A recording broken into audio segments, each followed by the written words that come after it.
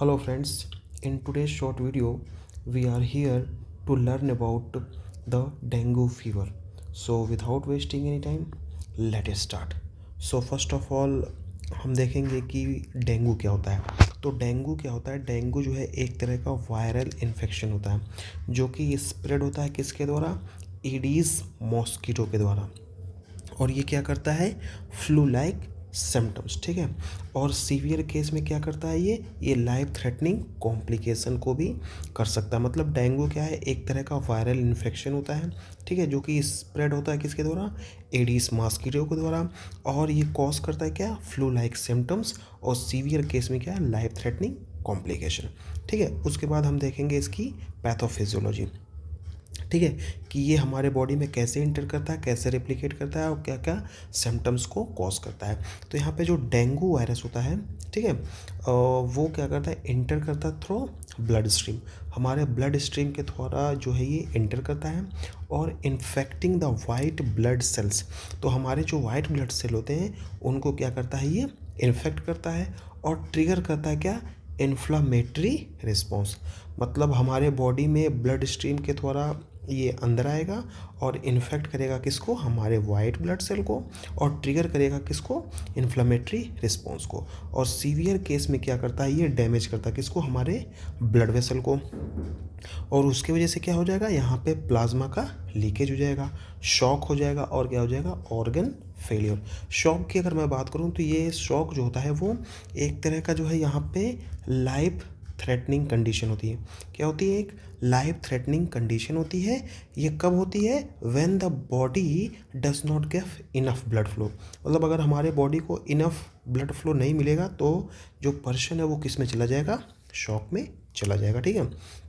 अब कॉजेज़ की अगर बात कर लें तो यहाँ पे बाइट फ्रॉम, अगर किसी को जो इन्फेक्टेड एडीज़ इजिप्टाई होता है, या तो एडीज़ इजिप्टाई या फिर एडीज़ यहाँ पे अल्बोपिक्टस मॉस्किटो, अगर ये हमको बाइट करता है, अगर इन्फेक्टेड वन है, ठीक है, तो क्या होगा कि हमको डेंगू फीवर हो जाएगा। यहाँ पे देखिए, ये मैंने आपको दो फिगर दिया हुआ है।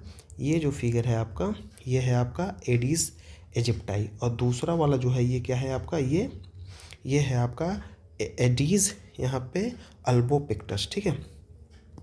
उसके बाद हम बात करें कॉमन, कहाँ कहाँ पे ये कॉमन होते हैं, तो जो ट्रॉपिकल रीजन होता है और सब ट्रॉपिकल रीजन होता है वहाँ पे ये जो है वो कॉमन होते हैं।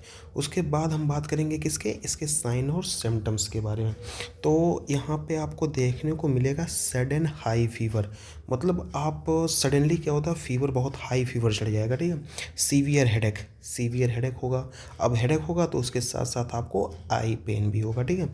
यहाँ पे मसल और जॉइंट पेन, मतलब मसल में भी पेन होगा और क्या होगा?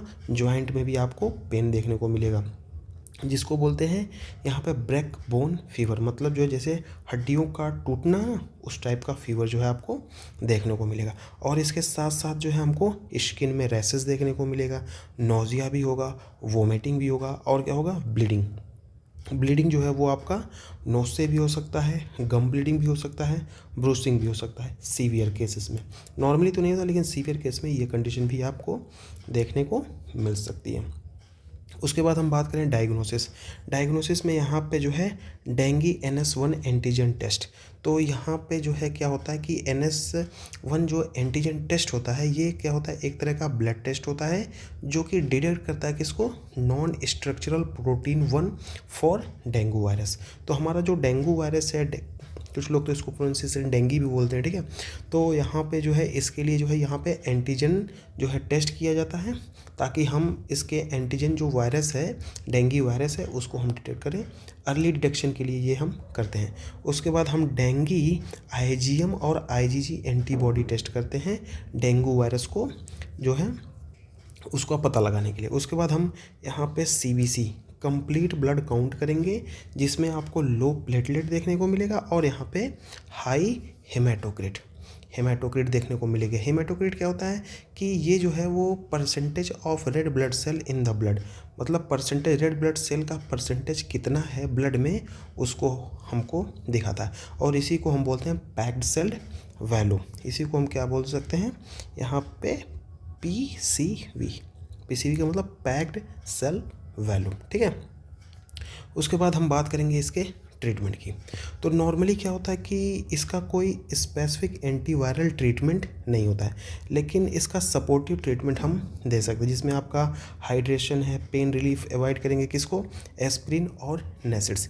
इसमें आप रेस्टिंग कर सकते हैं, ड्रिंकिंग प्लेंटी ऑफ वाटर कर सकते हैं, और यहाँ पे जो है हेल्दी फूड खा सकते हैं। यहाँ पे ड्रिंक करें लॉट्स ऑफ फ्लूइड, जो कि प्रिवेंट करता है किसको, यहाँ पे डिहाइड्रेशन का। आप इसमें कोकोनट मिल्क भी वाटर भी ले सकते हैं, जो कि रिप्लेनिश करेगा किसको, इलेक्ट्रोलाइट, और रिड्यूस करेगा किसको, वीकनेस को। क्योंकि इसमें जो सिम्टम्स आपके होते हैं वो नोजिया और वोमिटिंग होता है, तो वोमिटिंग होगा तो जो आपके इंपॉर्टेंट या फिर जो बेनिफिशियल इलेक्ट्रोलाइट होंगे वो बॉडी से बाहर चले जाएंगे। तो उसको जो है रिप्लेनिश करने के लिए आप कोकोनट वाटर को ड्रिंक कर सकते हैं, ठीक है। उसके बाद यहाँ पे कुछ फूड सप्लीमेंट है वो आप लीजिए, ठीक है, जो कि आपके इम्यून सिस्टम को और डाइजेशन को क्या करेगा, वो सपोर्ट करेगा। ईट फूड जैसे एंटीऑक्सीडेंट फूड, जैसे पोमग्रेनेट हो जाएंगे, बेरीज हो जाएंगे, नट्स, ये भी आप उसमें ले सकते हैं, ठीक है। और यहाँ पे जो है आपका कुछ मेडिकेशन भी हैं, जैसे पेन किलर के लिए जो आप एसिटामिनोफेन या फिर जो है जिसको पैरासीटामोल देते हैं उसको हम ले सकते हैं।